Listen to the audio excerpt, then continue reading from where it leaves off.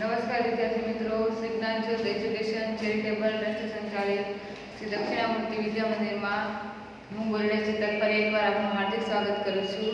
આજે આપણે ધોરણ 8 ની અંદર learn more be brighter LMBB unit number 2 learn more be brighter એટલે કે વધારે ભણો વધારે તેજસ્વી બનો એ પાઠનો અભ્યાસ કરવાના છીએ. તો સૌપ્રથમ આપણે એક્ટિવિટી નંબર 1 જોઈએ. તો એક્ટિવિટી નંબર 1 પોએમ છે.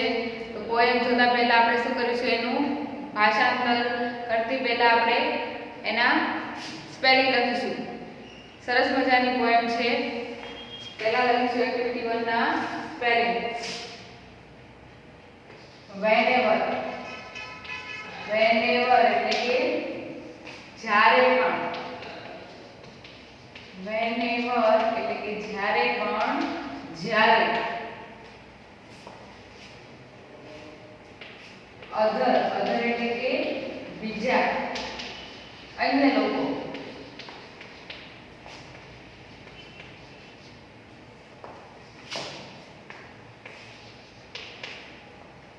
feel એટલે કે અનુભવવું અથવા તો લાગવું.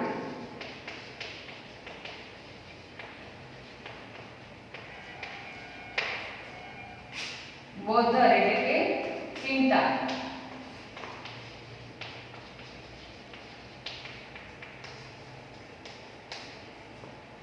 ચિંતા કરવી, મન પર ભાર રાખવો.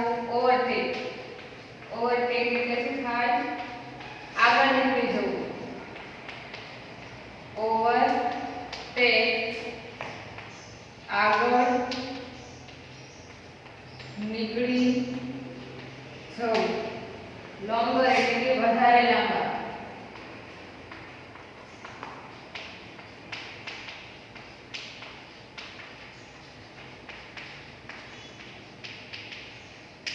કેરી એટલે કે લઈ જવા. કેરી એટલે લાવવું ને, પરંતુ અહીંયા આપણે અર્થ કેવો લેવાનો છે? લઈ જવા અથવા તો ચાલવા. સચ એટલે વધારે પડતું.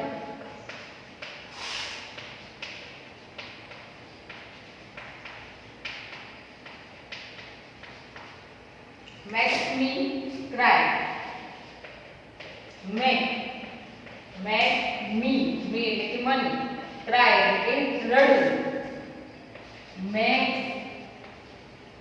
me cry એટલે કે મને રડાવી દે છે. મને રડાવી દે છે. hear એટલે કે સાંભળીને.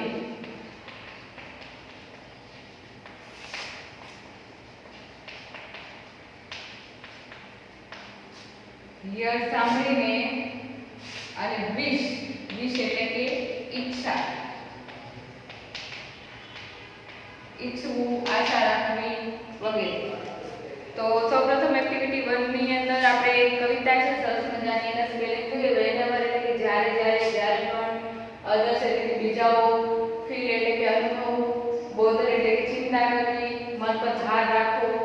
overtake એટલે કે આગળ નીકળી જવું. longer એટલે કે વધારે લાંબા. carry એટલે લઈ જવા. such વધારે પડતો. makes me cry એટલે કે રડાવી દે છે, મને રડાવી દે છે. hear એટલે કે સાંભળીને. wish એટલે કે ઈચ્છવું, આશા રાખવી. તો અહીંયા આપણો આ જે પહેલો પાર્ટ છે એની અંદર એક્ટિવિટી નંબર 1 એના સ્પેલિંગ આપણે જોયા. હવે એનું આપણે ભાષાંતર કરીએ. સરસ કવિતા છે. એક્ટિવિટી નંબર 1 ની અંદર listen, recite and enjoy the poem. નીચેનું જે કાવ્ય છે તે વાંચો મોટેથી અને એને સાંભળો શાંતિથી અને એન્જોય માણો. whenever I see others taller than me. whenever એટલે કે જ્યારે હું જોઉં છું. I see એટલે કે જોઉં. હું જોઉં છું others taller than me કે બીજા મારાથી કેવા છે? ઊંચા છે. ટોલ એટલે ઊંચું. બીજા મારાથી કેવા છે? વધારે ઊંચા છે. I feel that I am small. મને લાગે છે. feel એટલે કે અનુભવ. મને એમ લાગે કે I am small. હું કેવો છું? નાનો, નીચો છું. And I wish મને એવી ઈચ્છા થાય કે હું પણ ઊંચો હોઉં. પહેલો જે સ્ટાન્જા છે એનું ભાષાંતર શું થશે કે જ્યારે જ્યારે હું જોઉં છું બીજાને કે બીજા બધા લોકો મારાથી કેવા છે, ઊંચા છે, એને જોઈને વિશ એટલે કે ઈચ્છા, મને એવી ઈચ્છા થાય કે હું પણ કેવો હોઉં, ટોલ એટલે કે ઊંચો હોઉં. Whenever I see someone overtakes me, I wish my legs were longer. જ્યારે જ્યારે હું જોઉં છું, I see it, જોઉં, જ્યારે જ્યારે હું જોઉં છું someone overtake me, overtake એટલે કે આગળ જતા રહે છે, કોઈક મારાથી આગળ નીકળી જાય છે. overtake me એટલે કે મારાથી આગળ નીકળી જાય છે. I wish my legs were longer અને wish એટલે કે ઈચ્છા, આશા રાખવી. હું પછી એવી આશા રાખું, ઈચ્છા રાખું કે મારે પણ મારા પગ જે છે એ લાંબા હોત. ટુ કેરી મી ફાસ્ટર, જેથી કરીને હું ઝડપથી આગળ લઈ જાય. તો બીજો જે સ્ટાન્જા છે એમાં શું આવે કે whenever જ્યારે જ્યારે હું બીજાને જોઉં છું તો બીજા મારાથી ઓવરટેક એટલે કે આગળ વધતા જાય છે, એને જોઈને મને એવી ઈચ્છા થાય કે કદાચ હું પણ મારા જે પગ છે એ લાંબા હોત, જેથી કરીને હું આગળ ચાલે. હવે ત્રીજો સ્ટાન્જા જોઈએ. whenever I hear oh dear friend is such a dear, I feel like asking why.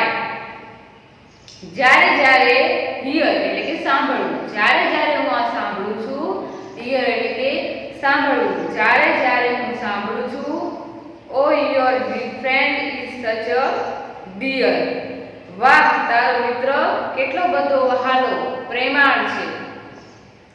Dear એટલે કે પ્રેમાળ. And I feel like asking why, મને પછી ફીલ એટલે કે અનુભવ, પણ અહીંયા આપણે અર્થ કેવો લેવાનો છે, મને પૂછવાનું મન થાય વાય, શા માટે. And it max me cry, અને એ બાબત મને શું મેક્સ મી ક્રાય એટલે કે મને રડાવી દે છે.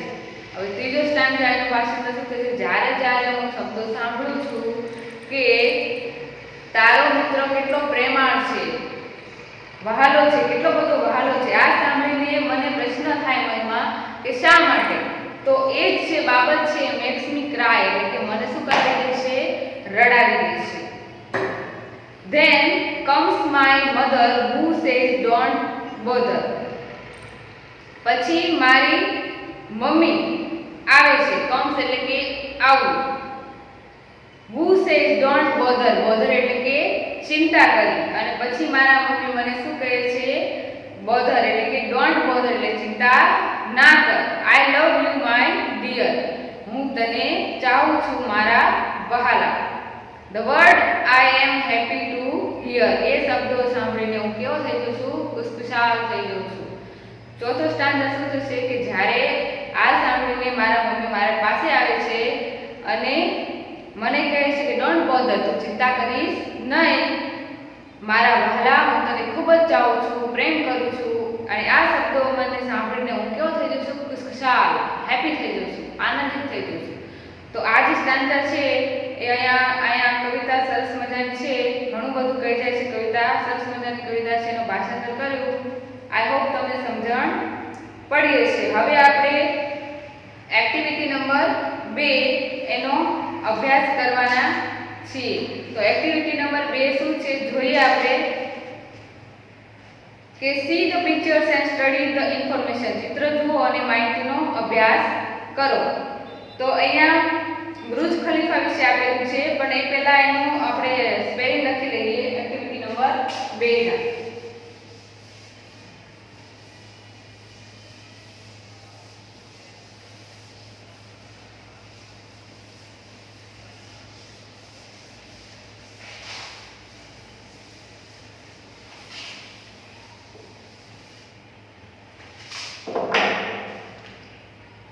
એક્ટિવિટી નંબર 2, તો સ્પેલિંગ જોઈએ. ટોલેસ્ટ એટલે કે સૌથી ઊંચામાં ઊંચું.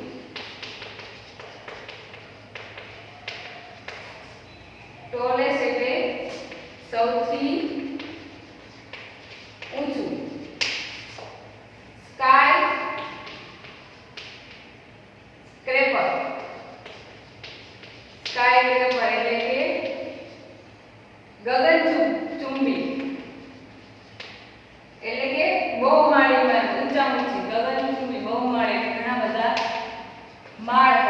તેવી.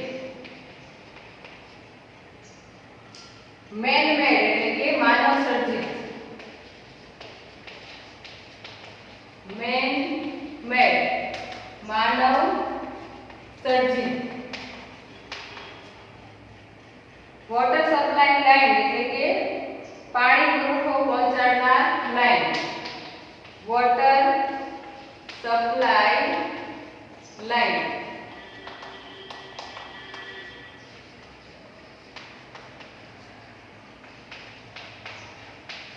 એટલે કે પાણી પુરવઠો પહોંચાડનાર પાઇપલાઇન.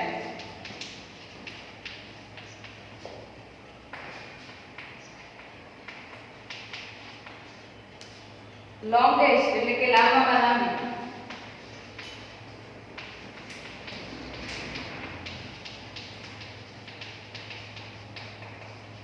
લાંબામાં લાંબી. કોસ્ટ એટલે કે કિંમત.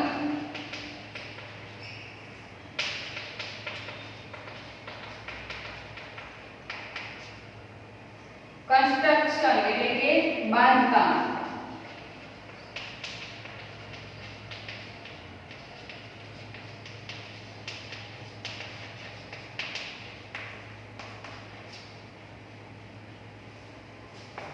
એક્સપેન્સિવ એટલે શું થાય? ખર્ચાળ.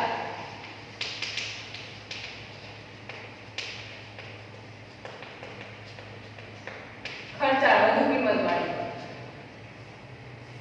મોંઘું.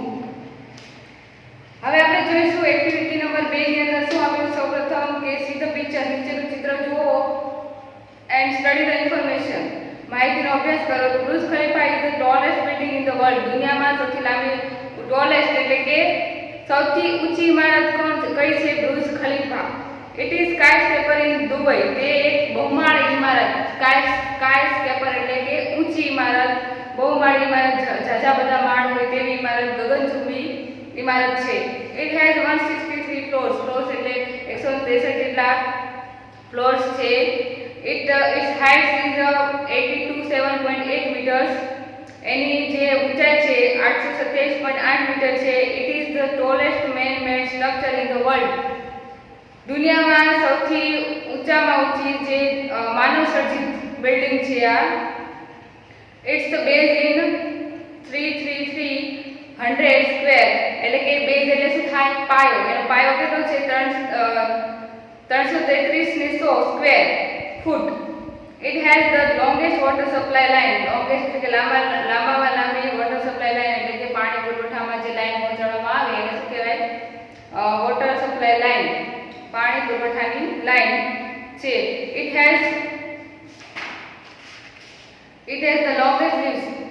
લીવ્સ એટલે શું થાય? કે બહુમાળી મકાનોમાં ઉપર નીચે જવા માટે કેબિન જેવી સુવિધા હોય એને શું કહેવાય? લિફ્ટ. લિફ્ટ એટલે શું થાય? બહુમાળી ઇમારતમાં ઉપર નીચે જવાની સુવિધા.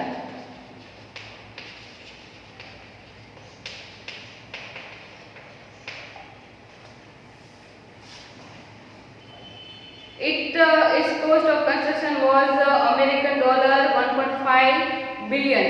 એની જે બાંધકામનું જે કન્સ્ટ્રક્શન એટલે કે બાંધકામનો જે ખર્ચ છે તે કેટલો છે? 1.5 અમેરિકન ડોલરમાં છે. It is the most expensive building. વધારે ખર્ચાળ મોંઘી બિલ્ડિંગ છે.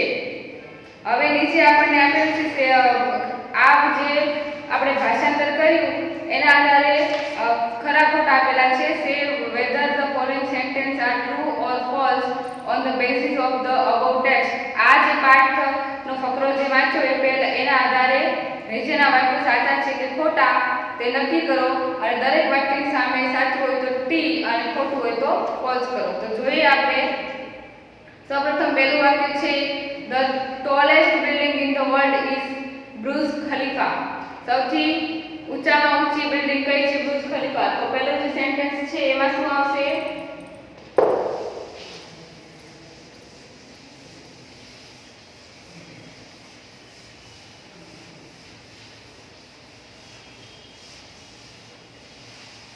પહેલું જે સેન્ટેન્સ છે એમાં શું આવશે? True. T. It is the smallest building in Dubai. દુબઈમાં આ જે બિલ્ડિંગ છે સૌથી નાની છે. તો આ જે શું આવશે? ખોટું વાક્ય છે. શું આવશે? false. ત્રીજું છે no other building has so long water supply line as the Burj has. જેવી બુર્જ ખલીફામાં જેવી પાણીની જે લાઈન છે એવી એક પણ બિલ્ડિંગમાં નથી પાણી પુરવઠાની. તો આ વાક્ય કેવું છે? સાચું. તો અહીંયા શું આવશે? ટ્રુ. ચોથું વાક્ય છે its lift system is the longest one in the world. દુનિયામાં સૌથી લાંબામાં લાંબી જે લિફ્ટ સિસ્ટમ છે એ બુર્જ ખલીફામાં છે. લિફ્ટ એટલે કે ઉપર નીચે જવાની સુવિધા, કેબિન જેવી સુવિધા. તો અહીંયા દુનિયામાં સૌથી લિફ્ટની જે સુવિધા છે બુર્જ ખલીફામાં છે. તો અહીંયા શું આવશે? ટ્રુ. પી. પાંચમો પ્રશ્ન છે its cost was higher than any other building in the world. સૌથી મોંઘામાં મોંઘી ખર્ચા આ બિલ્ડિંગ છે. તો આ વાક્ય શું છે? સાચું. તો અહીંયા પણ શું આવશે? ટ્રુ. તો અહીંયા આપણે જે એક્ટિવિટી નંબર 1 હતી જે કવિતા હતી સરસ મજાની, અને એક્ટિવિટી નંબર 2 બુર્જ ખલીફા વિશેની માહિતી હતી કે સૌથી લાંબામાં લાંબી ઊંચામાં ઊંચી બિલ્ડિંગ અને એની અંદર પાણી પુરવઠો જે છે એ સરસ એની વોટર સપ્લાય લાઈન છે, લોંગેસ્ટ લાંબામાં લાંબી છે, અને એનું બાંધકામ છે એનો પાયો બહુ મજબૂત છે, અને એક્સપેન્સિવ એટલે કે ખર્ચાળ છે, અને એનું બાંધકામ કન્સ્ટ્રક્શન કેવું છે? અમેરિકન ડોલરમાં 1.5 બિલિયન જેટલું. તો અહીંયા જે ભાષાંતર કર્યું એના આધારે ખરા ખોટા આપણે અહીંયા પૂર્ણ કર્યા. આઈ હોપ તમને એક્ટિવિટી નંબર 1 અને 2 માં સમજણ પડી હશે. નેક્સ્ટ લેક્ચરમાં આપણે એક્ટિવિટી નંબર 3 જોઈશું. લેસનની અંદર તમારે એક્ટિવિટી 1 જે સ્પેલિંગ લખાવ્યા તે, અને એક્ટિવિટી 2 જે અત્યારે ટ્રુ ફોલ્સ કરાવ્યા તે, અને એના સ્પેલિંગ તમારે લખીને પાકા કરવાના છે. Thank you.